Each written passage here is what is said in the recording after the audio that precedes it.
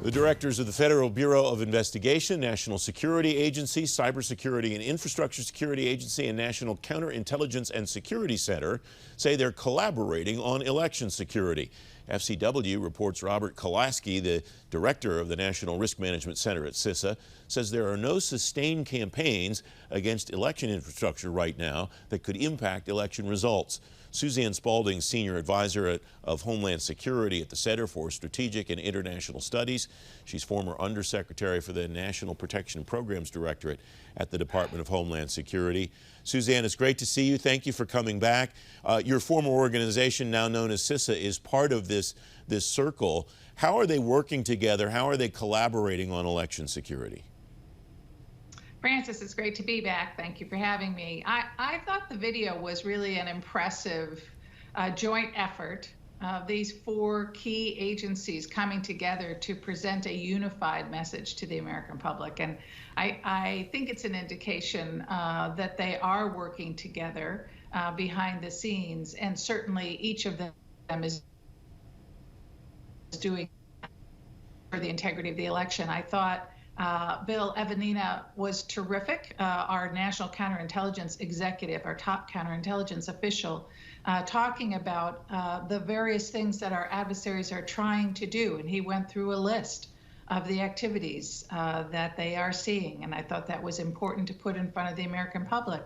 But he, too, concluded that our election system is resilient, our system is resilient, and that they continue to assess that it would be extremely difficult for an adversary to interfere or manipulate the system in a way that changes the vote totals. So I thought that was an important message. Chris Krebs, my successor there now at CSIS, I thought was great talking about, and they have been promoting this idea of the 3P voter, that voters need to participate, sign up as poll watchers, vote. They need to plan. They need to have a plan for how they're going to vote. And most importantly, he pointed out what we've been hearing, which is we may not know the results on the evening of Election Day because, in large part, because so many ballots are being mailed in.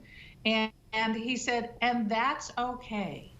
In other words, it's not a system, an indication that somehow something nefarious is happening. And I thought those messages of reassurance to the American public coming from all four of those leaders was really very important. Chris Krebs said, my confidence in the security of your vote has never been higher. The video that you're referencing is about 9 minutes long. It features those leaders that I mentioned at the top of our conversation, Suzanne.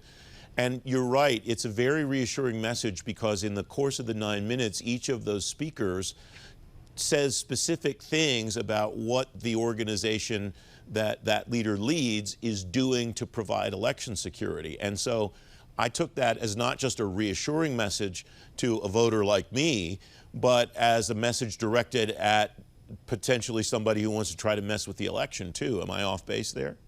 No, that's a really good point, Francis. I think that's exactly right. And I think it's accurate. I mean, unlike 2016, everybody has been aware of the risks to elections for at least 4 years now. And a ton of work has been done. And I think it is important to let any bad actors, domestic or foreign, know that systems are in place to detect that activity and take action. How important is attribution in that detection, Suzanne, in learning whether we ever know it publicly or not, that who it is that may have tried to do something? Attribution is important for a couple of reasons. It's not necessarily important right off the bat to try to shut down or stop the activity necessarily. But it becomes important, both in terms of obviously trying to impose any consequences. You've got to know who it is that you would be imposing consequences on. And also, focus groups have shown that the American public, it makes a difference to them. If they know that, for example, information is coming to them from Russia, they are more likely to discount it. And so attribution can be important. We have a little bit more than a minute left. How do you think the threat landscape has changed 2016 to today? Just because we these four leaders put this video out doesn't mean the bad guys are going to go, oh, okay, well, we won't bother then. They're still going to try. How will they try differently, do you think, than they have in the past? Well, we've certainly seen in the disinformation and information operations space an evolution in techniques, and that's not surprising. So we're seeing an increased use in fake local media, fake accounts that are groups that are posing as local news media, and that's because they know that the U.S. Public attaches more credibility to local news. So that's really troubling, but something that has been detected and is understood and is being, I think, we're working on raising awareness of that. And we're also seeing, increased use and really an amplification of domestic voices. I think that's the biggest shift that we've seen over the last 4 years. And that makes it a bigger challenge for the platforms to deal with and for policymakers to address. Suzanne Spaulding, thanks very much as always. Great to have you back. Thank you. Up next.